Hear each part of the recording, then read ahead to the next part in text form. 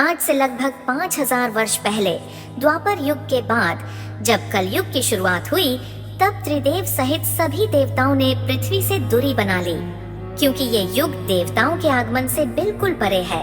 सृष्टि के नियमानुसार इस युग में चमत्कार की कोई गुंजाइश नहीं, यानी कि सृष्टि के नियमानुसार कोई भी देवता कलयुग के कार्य में हस्तक्षेप नहीं कर सकता।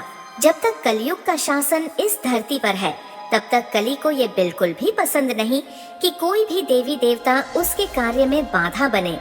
चूंकि कली असुर होने के साथ साथ एक युग भी है, तो इसलिए सभी देवता विवश थे। किंतु कल युग के शुरुआत से पहले ही देवों के देव महादेव को ये आभास हो चुका था कि कल युग जितना पुराना होता जाएगा, उसकी शक्ति उतनी ही प्रबल होती चली जाएगी और वो समय से पहले ही विनाश लीला की शुरुआत कर देगा। इसलिए महादेव ने कलयुग का संतुलन बनाए रखने के लिए पृथ्वी से जाते जाते महाबली हनुमान जी को यह कार्य सौंप दिया। महादेव ने हनुमान जी को कहा कि वे श्री राम नाम का प्रचार करें, जिससे कि कलयुग के साथ साथ हनुमान युग भी प्रारंभ हो जाए, जिससे कि कलयुग सदैव नियंत्रण में रहे। इसके बाद हनुमान जी धरती में आकर अलग अलग वेशभूषा में श्री राम के नाम का प्रचार करने लगे। इसके बाद जगह जगह श्री राम मंदिर बनने शुरू हो गए और ये वही समय काल था जब श्री राम के साथ साथ हनुमान जी की भी पूजा आरंभ हो गई। इसके बाद हर जगह श्री राम मंदिर के साथ साथ हनुमान मंदिर भी बनने शुरू हो गए। पर हनुमान जी खुद का मंदिर बनता देख बेहद निराश हो गए, क्योंकि वे चाहते थे कि हर जगह श्री राम की मंदिर बने, ना कि उनकी। क्योंकि हनुमान जी खुद को सिर्फ श्री राम का सेवक ही मानते थे, वह भगवान बनने के बिल्कुल भी इच्छुक नहीं थे। और जब हनुमान युग की शुरुआत होने लगी, तब यह बात कलयुग को पता चली। फिर कलयुग गुस्से में पागल हो गया और उससे रहा न गया। फिर उसने हर बार मंदिरों और मंदिरों के आसपास रहने वाले लोगों में पाप फैलाने की तमाम कोशिश की, पर वो हर बार नाकाम होता गया। फिर उसे पहली बार हनुमान जी की ताकत का एहसास हुआ।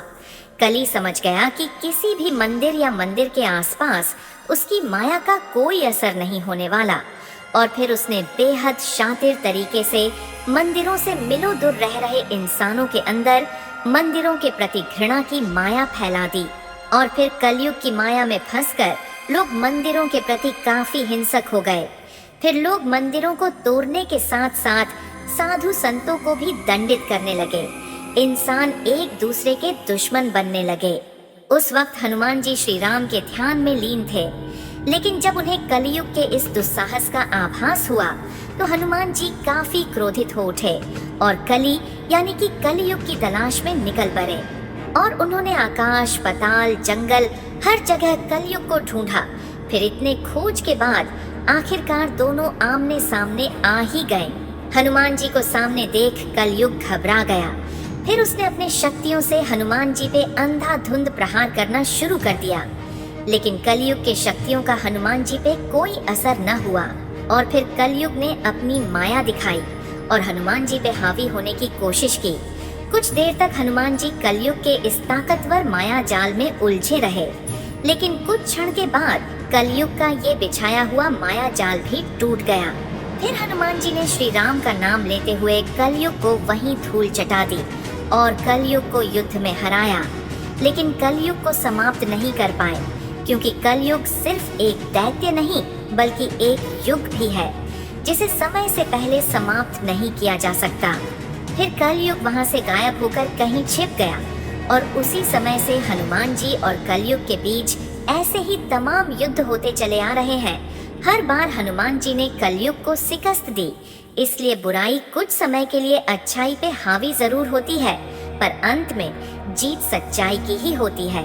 और हनुमान जी के इन्हीं प्रयासों से ही अब तक कलयुग समय से पहले घोर कलयुग लाने में विफल रहा, वरना अब तक तो कलयुग धरती पर विनाश लीला रच चुका होता।